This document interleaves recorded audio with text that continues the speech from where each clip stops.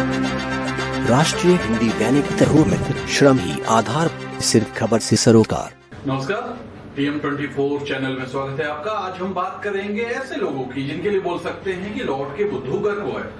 South cinema के दो बड़े सुपरस्टारों कमल हसन और रजनीकांत के लिए यही कहा जा सकता है, जो फिल्मों से बड़े जोर शोर के साथ राजनीति में आए और अब असफलताओं के बाद निराश होकर राजनीति से हमेशा के लिए तौबा कर रहे हैं, या कह सकते हैं वापस फिल्मों में लौट रहे हैं।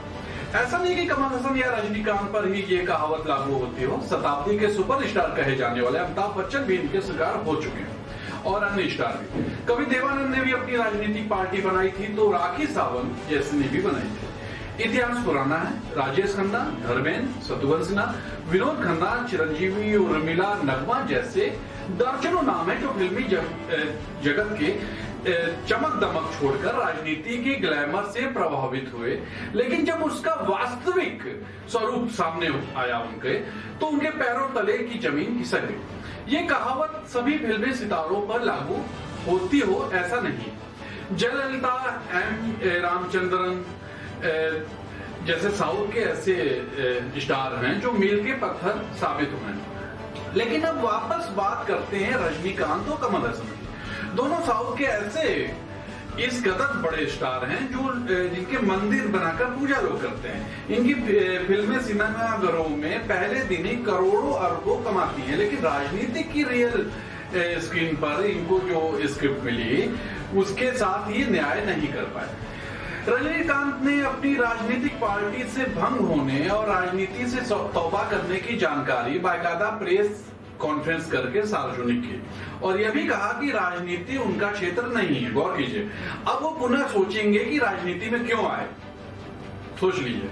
तो हालिया तमिलनाडु विधानसभा चुनाव से पहले तक कमल हसन ने राजनीति में बड़े बड़े सपने देखे थे।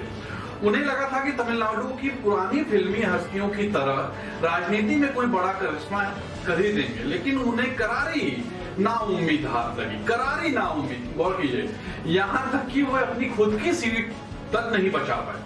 चुनाव से पहले तक दोनों खूब सक्रिय रहे, खासकर कमल हसन। उनकी सभाओं में भीड़ भी जुट रही थी, आप देख रहे होंगे लगातार टेलीविजन पर।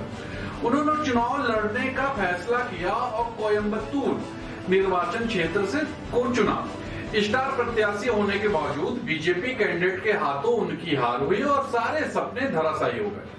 दक्षिण के तमाम राज्यों में उनसे पहले कई बड़े सितारों ने राजनीतिक राह पकड़ी, मगर ये याद करना मुश्किल है कि हसन के स्तर का कोई सितारा इस तरह से नाकाम हुआ हो। तमिलनाडु में MGR और M करुणानिधि ने, आंध्र प्रदेश में MTR ने स्थापित राजनीति को उलट पलट कर दिया। यहाँ तक कि चिरंजीवी ने भी उल्लेखनीय शुरुआत की, लेकिन कमल हसन मामूली हलचल भर पैदा कर सके।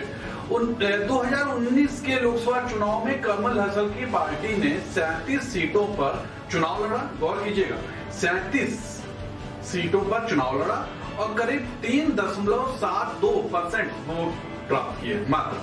जबकि 2021 में विधानसभा चुनाव में 154 सीटों पर चुनाव लड़ा, मगर 2 साल के अंदर ही वोट शेयरिंग नीचे गा गई। पार्टी ने महज 2.62% वोट हासिल किए और नीचे। रजनीकांत इस मामले में भाग्यशाली रहे। उन्होंने अपनी पार्टी बनाकर तमिलनाडु की सभी सीटों पर चुनाव लड़ने की बात की। उनकी और कमल की पार्टी में गठबंधन की बात भी चली, लेकिन रजनीकांत चुनाव लड़ने से पीछे हट गए और उनकी कमल की तरह किरकिरी होने से बच गई। बहरहाल ये है कि एक बार फिर यह सिद्ध हुआ कि बॉलीवुड से लेकर साउथ तक राजनीति करना आसान नहीं है।